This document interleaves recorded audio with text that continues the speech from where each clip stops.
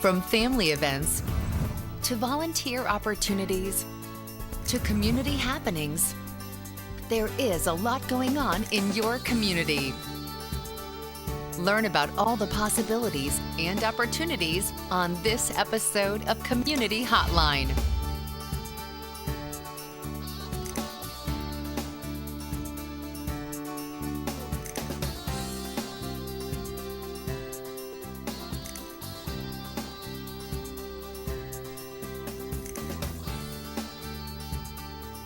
Hi, and welcome to Community Hotline. My name is Monica Weitzel. We're here at Metro East Community Media in Gresham, Oregon. And with me tonight, we're going to start off the show by talking with NEA Family Center.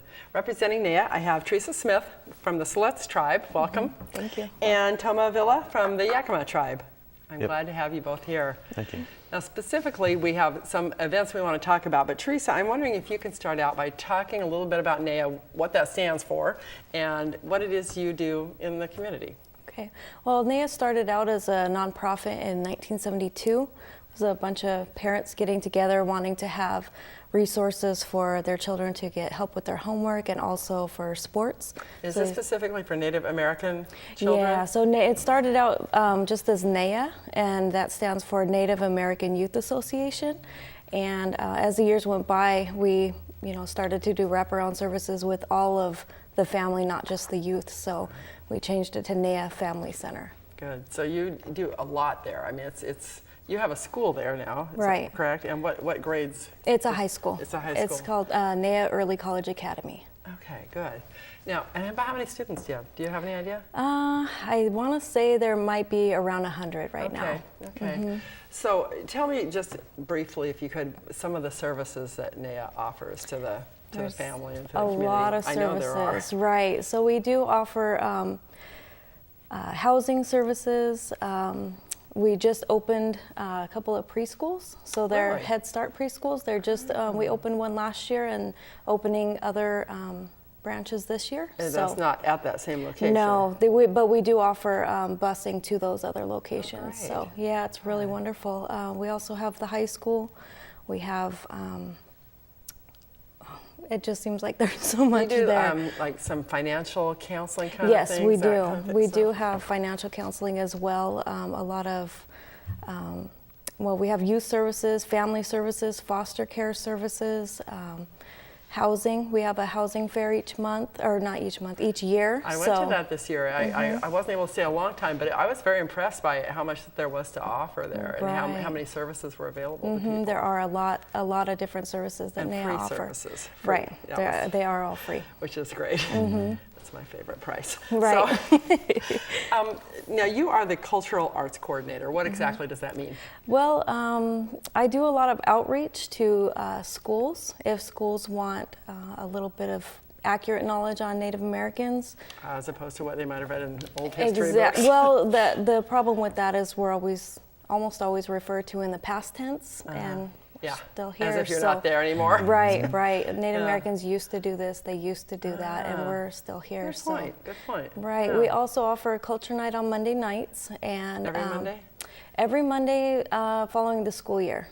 We follow the Portland Public Schools calendar, so we start that in October. So our first one is October 1st. And we start out the evening at 5:30 and have a meal, and we all gather together as a community and eat.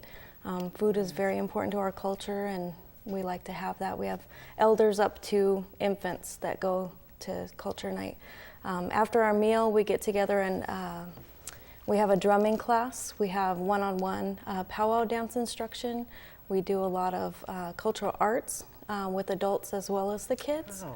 We offer a little preschool childcare for the parents who want to work on either their children's outfit or some other craft.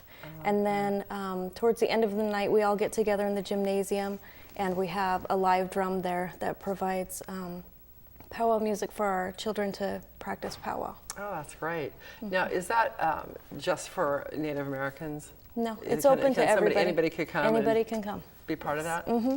And great. that, like I said, is free. And that's a great way for people to get a better idea of your culture. Right. You know, people that maybe have had no exposure whatsoever. Yeah. Well, I noticed that a lot, that powwow isn't shown very much in movies, television, any of that. I mean, usually if they show natives and powwow music were dancing around a fire, and that's not the case. Well, it's changing now. It's changing. Yeah, it's changing. So have you, Tom, been to quite a few powwows? Oh yeah. So tell me about your experience at powwows. I just grew up around them. Father always took me to them. Yeah. My brother, he sings and drums and dances. He's the big powwow guy. He goes to Really? all of them. Yeah. Yeah. So, and where you grew up around here? Yeah. Yes, I Okay. did. And where the powwows? Did you go to the ones at NEA or other places? or? I have been to the NEA powwows. They're still pretty new. Yeah. Yeah. And where did you go? I remember growing up going to Portland State powwows Oh, a okay. lot. Yeah, yeah. So you, Toma, are an artist. Yes, I am. You are an artist, and you have created a mural that is going to be unveiled at the powwow that's coming up on September 21st, 22nd, that weekend. Yes. I think we have a picture of a sweatshirt that is being sold for. Is it a fundraiser? Right. Don't tell us the price because we can't say them on the Nope, air. But it's- I but don't it's know the a- price, so. Okay, that makes it easy. Okay, here's a picture of the sweatshirt, and that is the drawing there. That is part of your mural. Yeah, it's part of the mural. Yes. That is amazing. I love that. So tell me what we're looking at there. There's I can see What the it is, salmon. it's the salmon swimming in from behind basalt rock and moving toward So, water. and this is just a small portion of your mural. Is Oh that yeah, correct? it's got to be the biggest wall I've painted yet. Really? So Yeah. tell me about the dimensions of this mural. If It you- may be about 10 feet tall at the highest point by 70 feet long. or so. Wow. Yeah. Wow. I'm on day 9 painting it. So how long did you spend in prepping for the painting of it, of the sketching of the whole mural? And, I mean, that's got to be a. It went through quite a bit of changes. It started off with just trying to put pieces and ideas together, and then working with people at NEA to see what they would like to put into it, and as well as like trying to work out ideas and see what people would like and what they would like to see on there. And so it changed quite a bit from the very beginning. So what does the mural represent? What does it represent to you, and what is it supposed to represent to? What it represents, I believe, is the people of Portland area, the native people there. And it's supposed to help bring them in and make them feel comfortable and have their own part of it as well. And there was even kids that came out from the high school, and I made them wear a mask, but I had them spray painting and painting with me and Really? everything. Oh, great. Yeah. Now, there are a lot of different tribes in the Portland area. So how many, do you have any guesstimate? I don't know the exact number, but I want to say it's around 300 different tribes Wow, really? represented in Portland. Like right? all of them, huh? Well, no, Yeah. there's more than 500 in the United States, but over I had no 300. idea there were that many. I really didn't. So I'm there you learning go. something. There you go. God, that's scary. So 300 tribes. And so do you feel like your mural is pretty representative? I mean, the things that are in the mural pretty much speak to It's hard to reach out to 500 different Sure, tribes, but I hope that it brings in a lot of comfort for people. what are some of the elements of it that would speak to people? It goes from horses, wild horses, to powwow, to a medicine wheel that has a buffalo that comes out of it, and pueblos, and Oh my goodness. then canoes, and it just has like all these It has elements a within lot. this one like medicine wheel, and then it moves on to a canoe, kind of like a journeys like theme where all these canoes are traveling, and it's like journeys. Do you know of journeys? Yes, Yeah. yes. And then it goes on Familiar. to the fish, and then it goes on to this big massive sun. Wow. Yeah. I can't wait to see it. So after it's unveiled on the weekend of the 21st, 22nd, anybody can come and just check it out. It's outside, right? Right, Yeah. it's a permanent installation. At NEA. Right. Great. Like I was telling you earlier, I just live about a mile from there, so I'm going to be down there checking it out Yeah. for sure. So, Teresa, tell me a little bit about the powwow that we have coming up. Let me see if I can get this right. The Nirchokiku powwow. Right. Good So- job. I've been practicing. Yeah. Okay. Do you know what that means? Yeah, well, I don't know what it means, but near Chokiku was the name of the village that was Oh. located on where NEA's property is. Really? So Lewis I and learned something else. Yeah, That's so cool. So Lewis and Clark wrote about it in their journals. So it's a a recognized site. So we wanted to honor the Chinook people and name the powwow after the Chinook village. So it's near Chokiku. Are the powwows normally have a different name? Yeah, some powwows will have a different name. Some of them will have be the name of the tribe, be the name of the casino. So yeah, so there's whatever, a lot of different names for the powwows, and we know them by name. So you say near Chokiku powwow, okay, that's Nea. So. Oh, okay, okay. So now, how many have you had? How many? This is our third annual one. Okay, So, all right. yeah. And have you been to the last? Yes. Okay. How long have you been with Nea? Well, I've been with Nea for 2 years. The first powwow that I went to that they had, I was volunteering there. So I attended. My husband's a drummer, so he drummed there. Right. We also are powwow vendors where we sell, beaded jewelry and such. So I was a vendor there as well. Like some of those beautiful earrings you Yeah, have I there? just made them. So. Did you? You made Yeah, those? yes. Like that. Oh, I love them. Right before she got here. On the way here while she was driving, right? Oh. Finishing them up. Yeah. Wow. Yeah, they're impressive. I like them. Thank you. So tell me everything that people can expect. Now, this is open to the public. It is open to the public. Okay. It is free.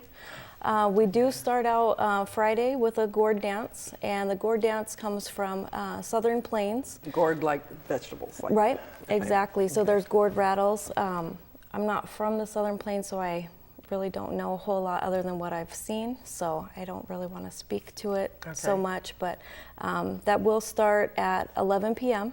on Friday. Okay. So 11 a.m. I was Sorry. going to say, that's pretty late, but 11 a.m. That's easier. And so that will go for several hours. We do have people that are, Comanche, Kiowa. Dr. Cornell Peeweewardy, who works at PSU, he's the person who's coordinating that. So. Okay. PSU has a pretty active community of Native Americans, don't We they? we both attend Okay. Yeah, PSU. I still go there. Okay. Right. So, and you attend school there? Yes. Or you? Okay. Good. Good. So he's an artist and a student. That's right. Yeah, so after the gourd dance, we'll have a supper break, and then the powwow begins at 7 p.m. on Friday, and we'll go until 11 p.m. And then Saturday, we'll have gourd dancing from 10 a.m. until noon, and then our powwow will start at 1 p.m., and then have a supper break about 5, 6, and then at 7 p.m. have the second grand entry. The second grand entry. So grand entry is when Fill me all in of here. the so all of the dancers will come in. So it's bringing I bet that's bringing great in to all of the watch. dancers. Can So we bring our cameras? Oh, and- yes, Yeah, yes. that would be great. So I haven't really seen too many powwows, except we have a show that we do here called Native Nations, Right. and they show powwows sometimes on there, and I like to watch those because they're great ceremony. Right. You know? And I'm sure there's a lot of meaning behind it that I don't understand. Do they do much explanation? yeah, there is an MC that will be there the entire time, and he'll explain everything that goes on. If there's a point where you cannot take pictures, he'll let you know. Okay. So yeah, there's also intertribal dancing that they'll have, where everybody can get out and dance, where you don't need to just be in your regalia. Right. So, Yeah, and plus just be courteous. Like hey, can I take your picture? Yeah, that's, I always appreciate that's that. reasonable, so, yes. Right. That's a good point. Yes, I'm sure that people aren't always. We're almost out of time. So tell me, what else do we need to know about the powwow? It's free. It's the weekend of the 21st, 22nd. It's at Nea, which is on Columbia Boulevard. Right. About 50th or so? Around 51st, yeah. Yeah. So, Okay. right, so it is on Columbia Boulevard. Our address is 5135 Northeast Columbia Boulevard. So we're right close to 42nd as well. Right. So, right. And if people want more information, they go to the website, which is neapdx.org. Right. Okay. I think it sounds like a lot of fun, and it sounds very educational, and I love that it's open to the public and that it's free. Right, right. So, anything else you want to add? Yeah, bring your kids. Okay. It's a good family yeah. event, isn't it? Very Yeah. much. We're also actually on Saturday. We're going to have a couple of children's activities and good. such. They'll have face painting and that type of stuff. We've got food vendors and other vendors that are selling, native crafts. So. Good, good. I like the food too. Oh yeah. Yeah, I bet you have some good food there Oh, too. yeah. Good. Well, that sounds like a fun event, and it sounds like you might even learn something. So That's a good deal. Right. Thanks for watching this segment of Community Hotline, and my thanks to both Teresa and Toma for coming to join us to talk about the Nirchokiku powwow. Good job. Thanks. Thank And you. if you want more information, be sure to go to their website and check it out. Don't go away. We'll be right back.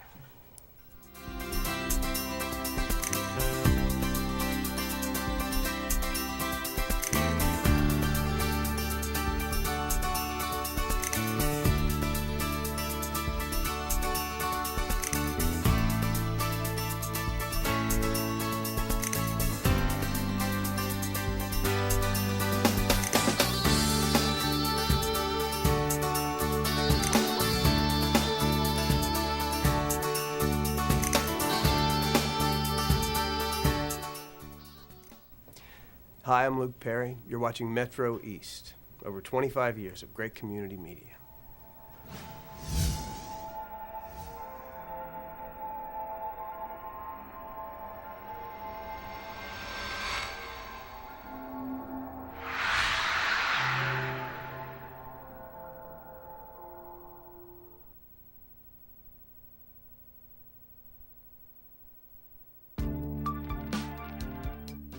Alone, our reach is limited. No matter how great our intentions, on our own, we can only stretch so far. But at Rotary, we believe the right group of people working together can make our communities, our world, a better place. Rotary, humanity in motion.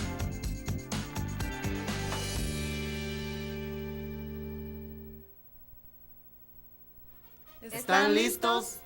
Free GED classes. Are you ready? Clases gratis de inglés. Yo estoy lista. Transportation for free. I'm ready. Clases gratis de computación. ¿Qué listos? We're ready. Come to listos. If we can do it, you can do it.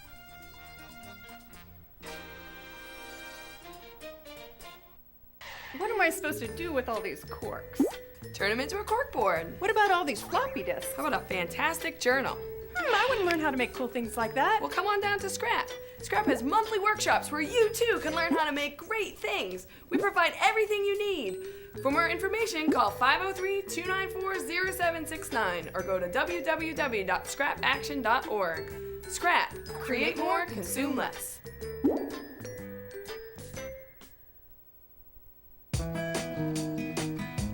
Vienna Star was my guardian angel when my life was in shambles. They helped me find counseling and shelter. Vienna Star is great. They helped us pay our utility bills. And find health resources. I'm in college now because Vienna Star helped me find scholarships so I could put myself through school. Call 503-823-4000 to find out if Vienna Star can help you. Gracias, Vienna Star. What local community media is to us is literally our lifeline to what's going on in the lives around us. The absolute most important thing that happens in your neighborhood. People's local communities are usually what's most important to them because we're the faces, the smiles, the peoples, and the personalities of the community. To not only give people a voice, but to have their voice heard.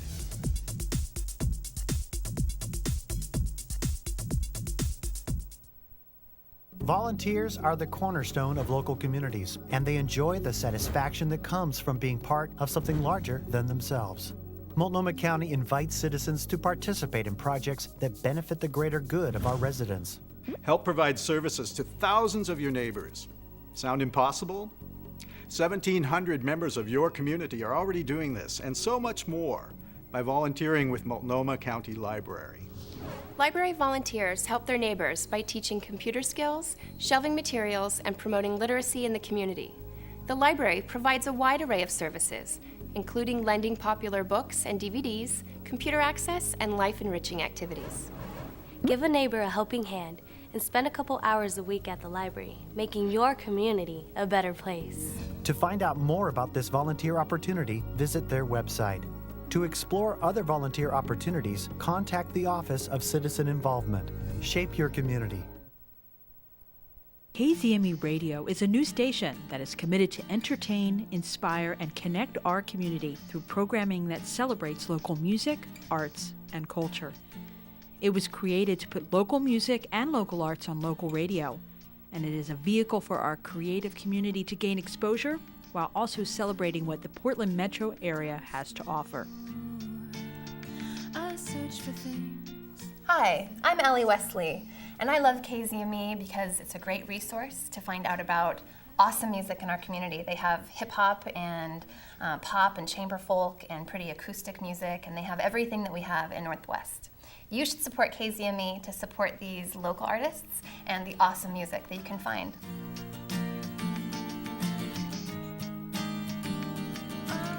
For more information on how to support and get involved with 107.1 FM KZME Radio, see our website.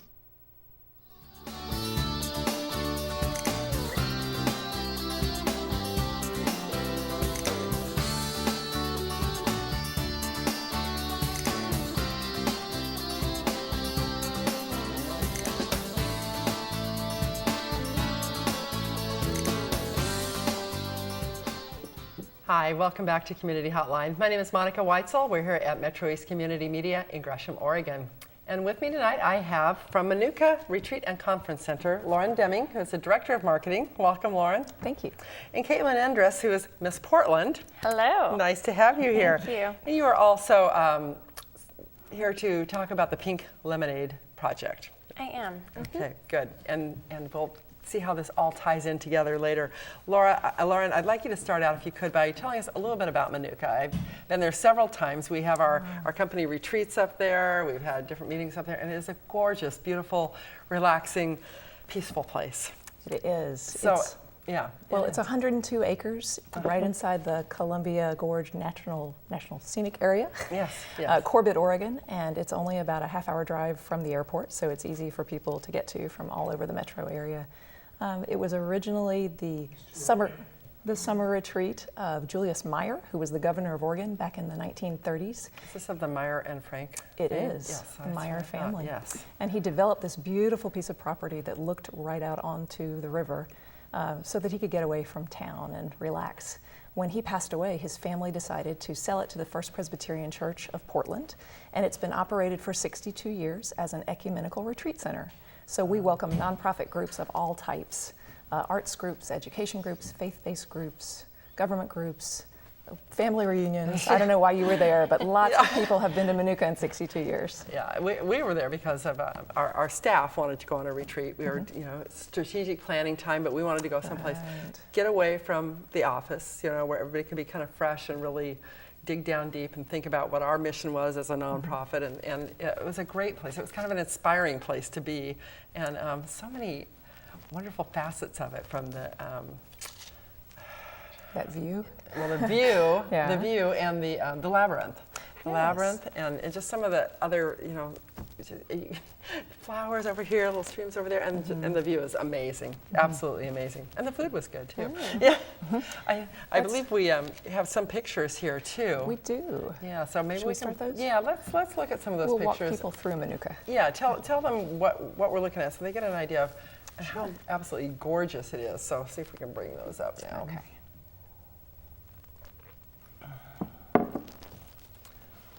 Waiting. There we go. This is the sign that's along the historic highway that you would see in the springtime with our red tulips abloom. We have a couple of gardeners that keep the place looking great. When Mr. Meyer owned the place, he had 30 gardeners. Oh, wow. So, we have quite a few rock gardens. Let's go to the next one. Okay. That's Wright Hall. That was Mr. Meyer's home. The architect Henry Brookman designed it, and it was the beginning of a whole school of architecture known as the Northwest style. So it's a famous building and a beautiful building. What you don't see is on the back there's a terrace that looks out, has a very long, beautiful view, a fire pit that's new probably since you've been there, rooms. President Hoover stayed there when he visited back in the 30s, and FDR came through as well. Wow, that's impressive. There's that view. There it is. We are 2 miles to the west of Crown Point. So if you walk down to our swimming pool, any time of year, any time of day, there's a beautiful view. The way the sky looks changes from photo to photo. But and you're looking down on Crown Point, so you're even are. higher. We are 700 feet above the river. You're up there. And people just enjoy the long view sometimes. Yes, It's time yes. to take a break. This is part of a rock garden right across from Wright Hall. And they call this the Stairway to Heaven because it's just so glorious in the spring. It's beautiful. And when you get to the top of those stairs, there are some pools. We have benches scattered around. It's a place where you can find some peace, sit, think. I would like to be there for more than just one day. This is the hands of one of our cooks. The dining at Monica is a pretty special thing. We think what we really want to do is give you the gift of contentment. We want you to be well-fed, well-nourished, relaxed, renewed. So we do all of our bread making there ourselves, and we're just very well known for excellent meals. Yes, I do recall good food. And alternate diets as well are attended to there. So Yes. if you are a gluten-free eater or a vegetarian or have certain allergies. Right, just let you know ahead of time and you're able to accommodate those. We will accommodate you. That's great. Wow. Well, now, Monica, you said all these different groups that can come up there. What kinds of things do you have up there? Besides, obviously, our office came up there for a retreat. You say you have family reunions. You have programs that are regular programs that you have? Right, it kind of falls into two categories. One would be like what you did, where you came up and rented space and ate with us and slept there, but you ran your own program. Right. The other kinds of groups are our own programs, and we have started having people for arts retreats. So we've partnered with the Watercolor Society of Oregon, and we bring in artists. We've partnered with the Pink Lemonade Project to do breast cancer retreats. Now, Caitlin, you are kind of a spokesperson for Pink Lemonade. Is that right? I am. And how did you get involved with that? So, my mother is a two-time breast cancer survivor, and that's why I fit so well with Pink Lemonade Project, because we say when life throws you lemons, make lemonade. Right. That's where we got our name. And as far as where Pink Lemonade Project fits is there's so many organizations, and we're so thankful to have them, that work with awareness or with research. And like I said, we're so thankful. But what happens when you get that message of you're cancer-free? Life changes, and it changes for the better, but some women are left thinking, well, what happened to my Tuesday chemo, and what happened to my nurse navigator, and what about my oncologist? I'm not going to get that email. So Pink Lemonade Project helps women with life after breast cancer, and we actually like to say breast cancer thrivers rather than just survivors. Good. Okay, so what does all this Pink Lemonade do? What is their, I mean, I know that's their mission, is to help people after they've overcome the cancer, but how do they do that? Absolutely, good question. So we like to say we have 3 flavors of Pink Lemonade, and the first one is the retreats, and we're so thankful to have such a good partner for women, and not just women, but also their spouses, and we're moving into having families. And me, as a child of a breast cancer survivor, it's so important to look at a holistic approach of health and healing. Because it does affect the entire family. It does. I mean, it does. It's been 13 years since the first cancer diagnosis, and it's still very much present in my life. Sure. And I'm not even the breast cancer survivor. Yes. So we have the retreats. The second flavor is Brave Day, which is Breast Reconstruction Advocacy Victory Event, which is a long way to say if you have to go through a mastectomy, you have rights to a reconstruction. And so we do that through building awareness. And March 21st of every year is Brave Day. We use that day to educate people, and we have an event coming up soon, March 21st. And then the third flavor is mentorship. And we really pride ourselves on the fact that we train our mentors to be professionals. Sometimes, even with the best of intentions, mentors will come in and it'll end up being, well, let me just share with you my journey. And the mentee is kind of left saying, but I'm the one who's supposed to be the mentee. Right, so we have some excellent training. We have a curriculum for the mentors to learn, and then also a curriculum to guide the mentees through. So that's what we do with Pink Lemonade Project is the first one, which is retreats, the second one, which is Brave Day, raising awareness, and the third one, which is, help me out. Mentoring. Mentors, Yes. thank I you. was paying attention. Takes the Yes, village, takes the village. Yes, so that's what we do. So the retreats are at Monica.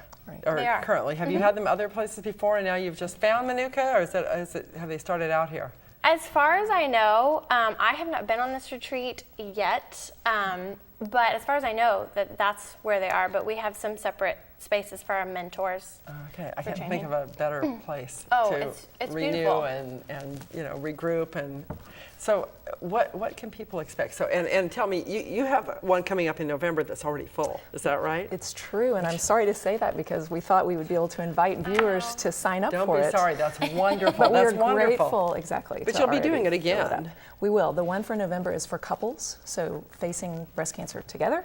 And it's filled with 10 couples and 2 facilitators. And these are people who have already survived breast cancer, or people that, are they still going through it? I mean, obviously, you're Well, always the kind of going through facilitators it, but screen people ahead. When people tell us that they're interested, they sign up on our website.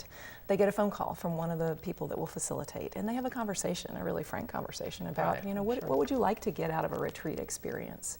And they find out where they are in their journey. And so they would not want to combine people who were in far different places. Yeah, that's what I was thinking. You'd want to be kind of on the same. And we think that's pretty generally special the for same. Pink Lemonade Project, is we're super sensitive of what you would want to have at a retreat. Like you think about cancer retreat, you think, oh, I don't know, it's going to be miserable. But to put people who are in the same or similar situation is so much more of an empowering experience. Great support for each other, and I can imagine, especially if you're getting through this, that the support and the love and the bonding must be really huge, I would think. We had a group just last week, and they left all exchanging email addresses with each other. They're all friends on Facebook. And none of them knew each other when they came in the door. Is that right? So we had 11 women, a 12th couldn't show, but the 11 who were there, meet. They have these facilitated conversations together. They have art therapy together. Well, we have some more pictures, actually. Can we show those pictures? Let's take a look at those pictures. Perfect. I can do the commentary that goes along with them. Let's take a look at those. The picture's worth 1,000 words. Yes, they are. Yes, they most certainly are. They stay in Creevy Commons. Creevy is the newest set of buildings on the Monica campus. And the Creevy rooms are, that's Creevy that you're seeing right there. The Creevy rooms are individual for them, so you've got your own room with your own bathroom. So when you need space and you just want to get away from everybody, you always have that little haven to return to. Yeah. We do art therapy as part of what goes on. People are encouraged to make transformational collages. So in the process of cutting out pictures that represent where you are, where you want to go, who are you now? What are the opportunities that present themselves because of cancer? And who do you want to become? So that's art therapy. That's the labyrinth you were talking about. I just love the labyrinth. A labyrinth is not a maze. The labyrinth is a pathway, and it's a winding pathway, kind of like a cancer journey can be a winding pathway. You walk in and you go through the pathway till you reach the center. It can be a tool for just meditating or for prayer, depending on how you want to approach that. You get to the center, you spend time there collecting yourself. You've shed things along the way getting there. You sit in the center, you receive, and as you walk out, you build back up. And that's a very short explanation. The person that I work with, Scott Crane, who facilitates the labyrinth, explains it in more detail. And people have written on evaluations that they've had very meaningful experiences walking the labyrinth. I believe it. That's inside the main meeting room in Creevy. So those are 2 women at one of last year's retreats sharing experiences together. It's pretty there, isn't it? It is. Wood, the big mantle there. There are big windows. No matter what time of year you're there, it's pretty. 2 more of our participants, and that's the view looking westward. So we have the Eastern Gorge view that you already saw, and this is the western view, Even which if is it's raining, it's beautiful up there. It is. And there's the bonding. There's what's going on. The facilitators and the group of women all together. I think that's really life-changing. I loved the fireplace. I was just there today, and you walk in and it's just this huge fireplace. And I'm a fireplace person, so that was something I was drawn to right away. Like, that's how I would relax. And that's something I thought was nice about Manuka is there's different choices of how you see healing, and I really like that. There's the fireplace, there's the pool, there's the labyrinth, there's the food, there's rock the garden, food. and there's the bonding. Okay, we're almost out of time already, so tell me what else we need to know about Pink Lemonade. If somebody wanted to get involved with Pink Lemonade, do you need volunteers? Do you need donations? Do you need All of the above. Spread the word. All of the above. We need you. What we need is we need women who are breast cancer thrivers. We need the supporters of those breast cancer thrivers. We need funding always. We need people who want to come to our events. But I'm a huge fan of Google. If you Google Pink Lemonade Project, you're going to find our website and a lot of information about upcoming events. Good. That's great. And if you are interested in finding out more about Monica, you have something new, don't you, about the, if people want to find out about upcoming events? We do. Because we filled that retreat for November, we put a place on our website where people can just enter their first name and their email address. And we will alert you when future cancer retreats come up. We'll let you know when the registration starts because they fill pretty quickly these days. Good. So I give people a little leg up on it, and they'll be able to know and get right in there. Get in. Good. Well, I hope they all fill up because obviously there's plenty of people out there who are in that situation, and to be able to get that help is amazing and wonderful. Thank you both, Thank you, Lauren and Monica. Caitlin, for being here to share that with us today. And you're both doing terrific work, so keep it up. Thank you. Thanks very much. Oh, sure. Thanks so much for joining us on this segment of Community Hotline. Don't go away. We'll be right back to talk with Joan Kanda about Connected.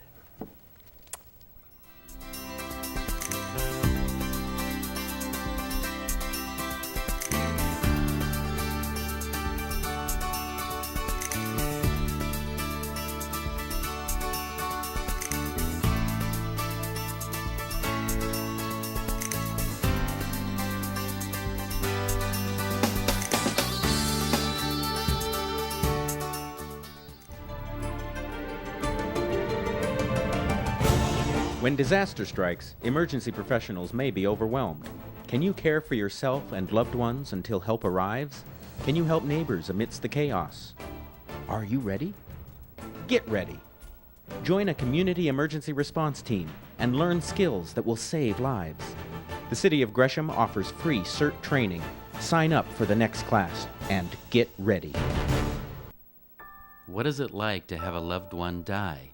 Each month, over 300 children and teens who have experienced a death turn to the Dougie Center for Grieving Children. Inside, they find a safe place where they can share their experiences and move through the grieving process. The programs at the Dougie Center are funded by private donations. Thank you for making it possible for kids like me to attend groups free of charge. The Dougie Center, because grief comes in all sizes. This is the story about a group of kids who volunteered. Doing something nice for someone. We fixed stuff. Did some art projects with the kids. We fixed up his house. We worked in the woods. Cleaned up the park. Did something for the planet. We just did it. No other reason. And you know what? It was great. At first, they didn't know each other. Well, that didn't last long. This guy is really funny. Me? These are my new friends. Are you into it? Call 4-H or check out our website at areyouintoit.com. If you are experiencing physical, emotional, or sexual abuse, help is available. I'm scared. He's been beating on me. If you need help, or if you want to help stop domestic abuse, call our crisis line at 503-281-2442. You don't have to be alone. Make a call that could save your life. Bradley Englehouse, providing hope and safety for more than 30 years. This may look like just a meal to you. To an elderly person in your community, Meals on Wheels is a social and nutritional lifeline. Many seniors can't leave their homes to buy food and have no family nearby. Sometimes their Meals on Wheels driver is the only other person they see all day.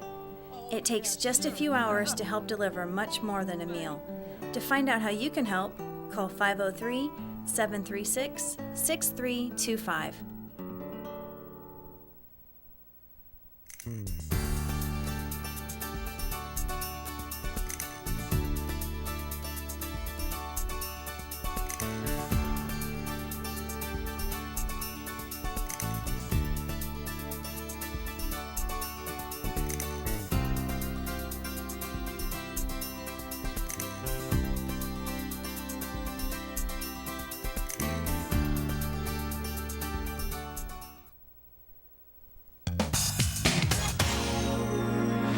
You know, we sing for millions of girls, but helping out in schools, that's the real deal, baby.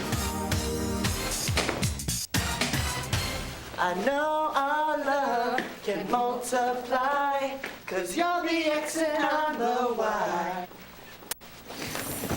You know what I'm saying? So, have you ever been backstage before? Okay, guys, this is an abacus, an old school calculator. 1, 2, 3, 4. Like the circle and the square, our geometry is a perfect pair. Now, why should kids know about gravity? Well, gravity holds them down. I once was one, but now we're two. I'm spinning out of control.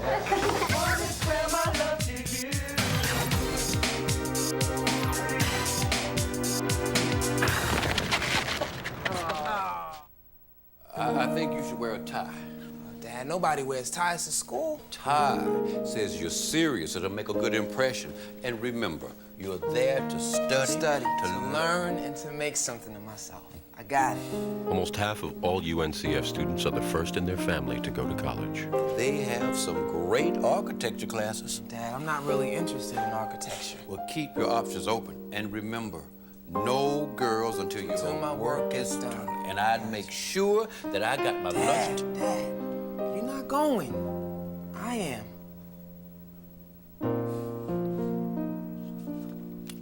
I know. Listen, we better get going. Don't want to be late the first day in. Oh, yeah.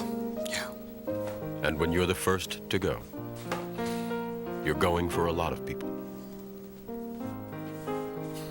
The United Negro College Fund. A mind is a terrible thing to waste.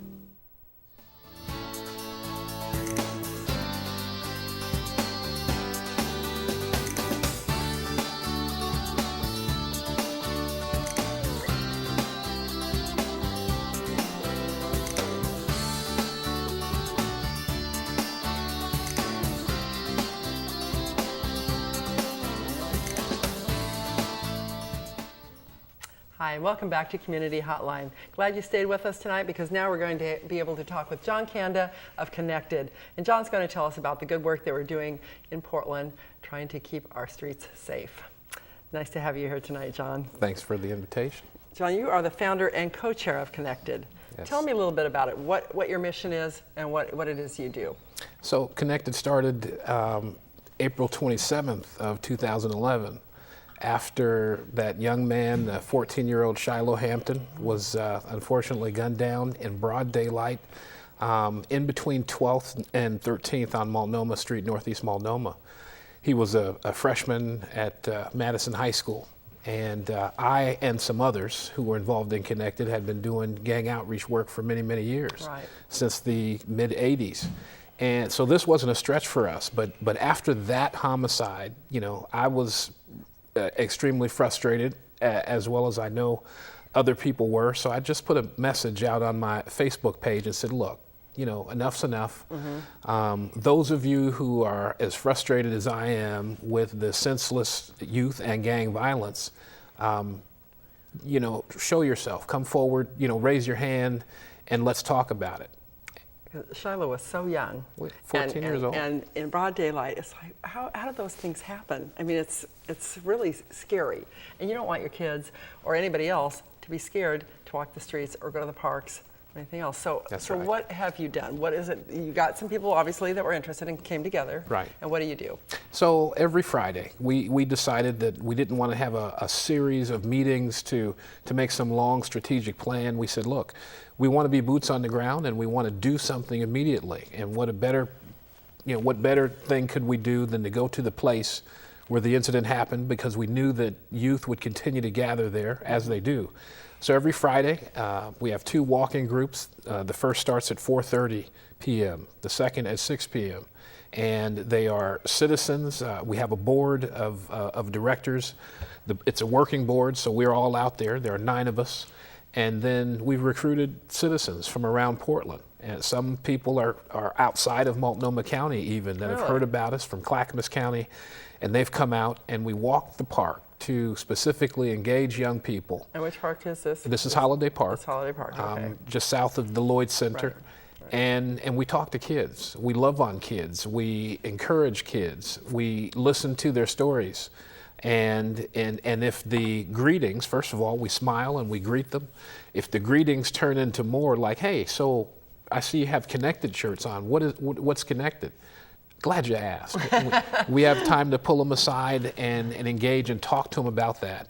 And what usually happens from there is they say, either, I had some issues with that kind of stuff, or I have a friend, or I have a relative. And it's a longer conversation. That's what we're trying to do. Good, good. Now I see you've got your Connected shirt here. Show us the shirt here. All the volunteers wear these? All the volunteers wear these shirts. We care. Okay, so. And on the back it says, walk with us, talk with us. That's great. So this identifies the volunteers to the public. That's right. You're wearing that shirt, you know that these guys are okay. That's right.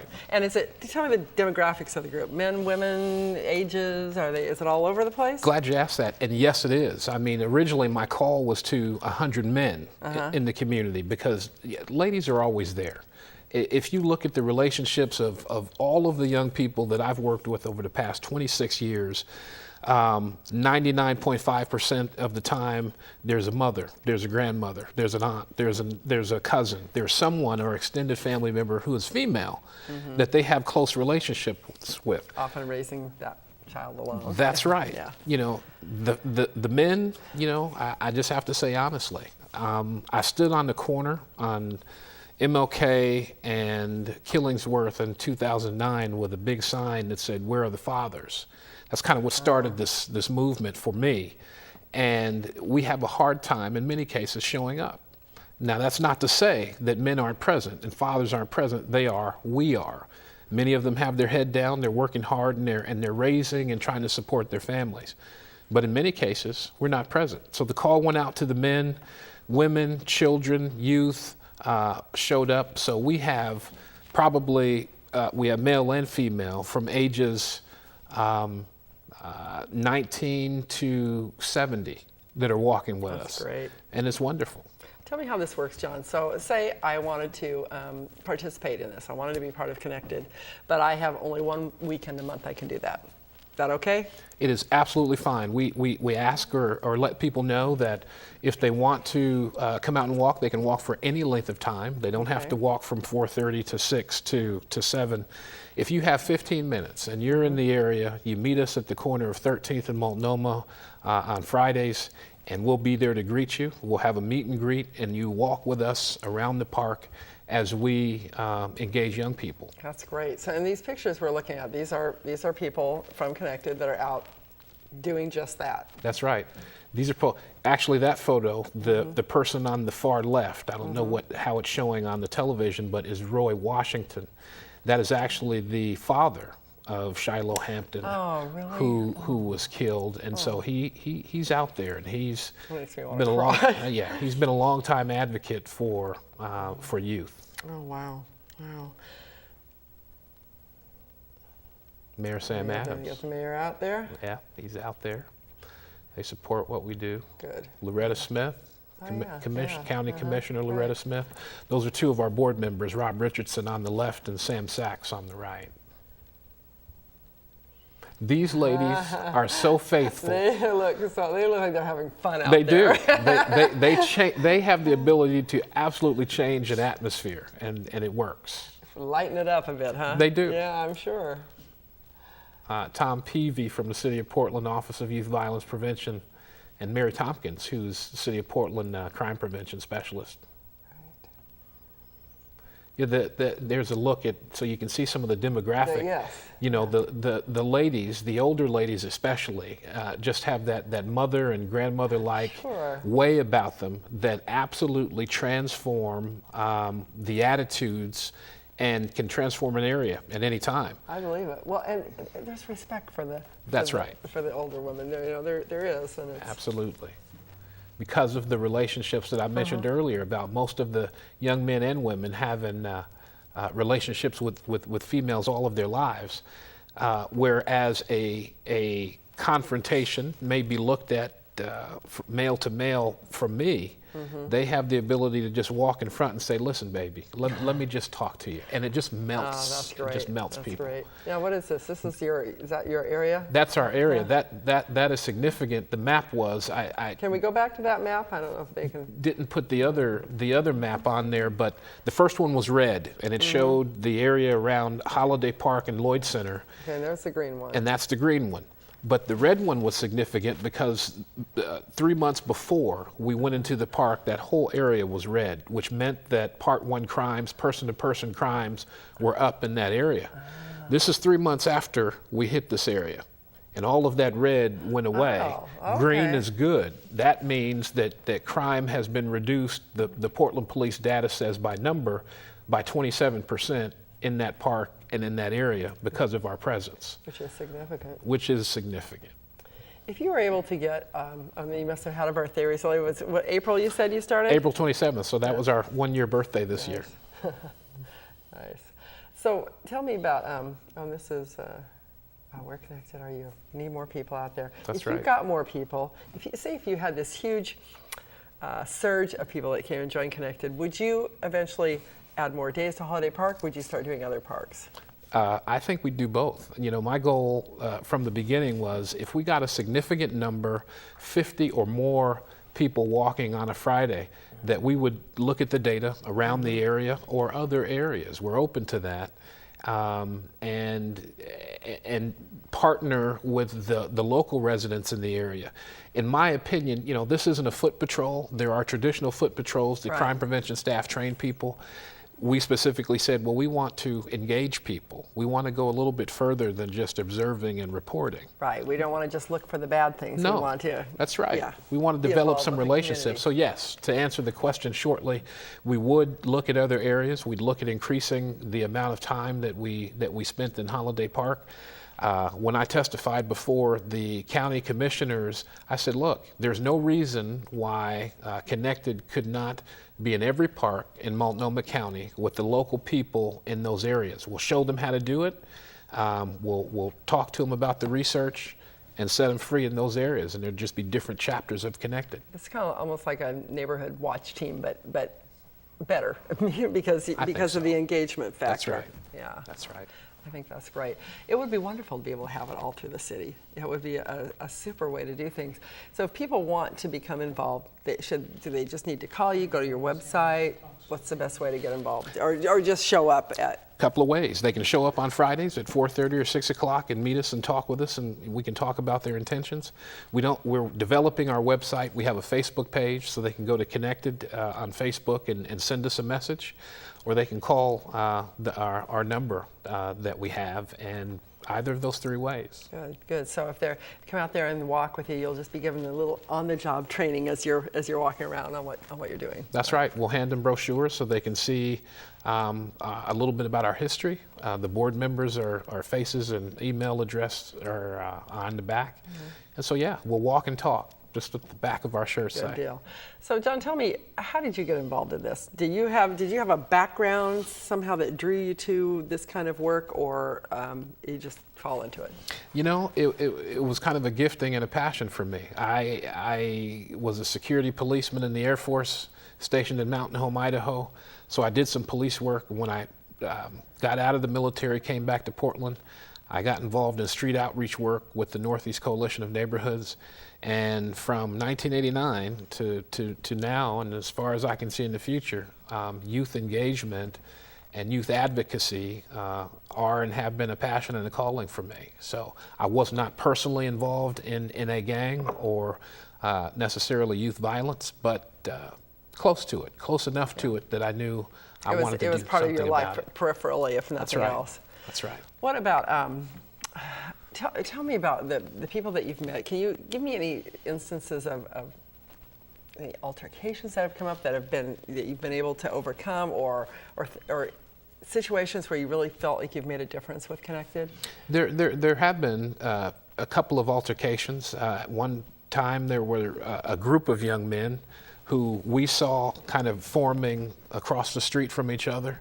We recognized the remarks and kind of the activity, and we just said, hey, we know what you're planning. It's not going to happen here. just want to let you know. And all of our volunteers, we went and stood in between these individuals, picked out the couple who were making the most noise and dealt with them individually, and we moved them along. The police came shortly after.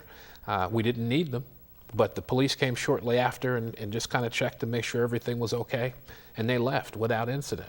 When you say you dealt with them, you're engaging them in conversation. Yes. You're not necessarily reprimanding them or just talking to them, listening? Not necessarily. I mean, in some cases, yes, because we know some of the individuals who travel through from doing years of outreach. So with those individuals, it's possible to go to that next step.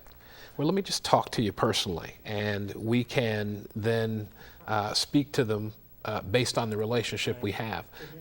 But if we don't know them, yeah, we're just giving them as positive of messages as we possibly can, and just talking about the realities of what could happen.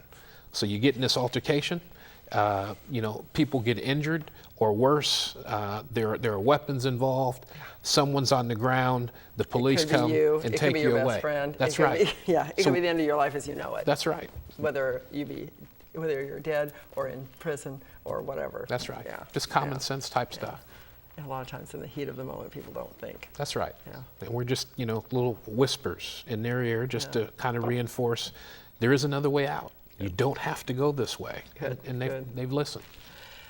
What do you need at Connected? I know you're welcoming more volunteers. How are you? Do you have funding? I mean, obviously somebody's got to buy the T-shirts, and do you need donations? What do you need? Yeah, up to now, everything that we've had has been donated. The Portland Police have been gracious and donated us shirts and things to wear. But I am trying to grow the organization because I want it to expand beyond just, you know, Holiday Park and certainly Portland proper. It can be used anywhere. So donations of clothing, if people have it, so that we can hand that out to people during inclement weather. You know, food donations, food vouchers, and that sort of thing. Funds, yes, you know, we're working toward that, and we'll get there. But that's not my first priority. Okay, good.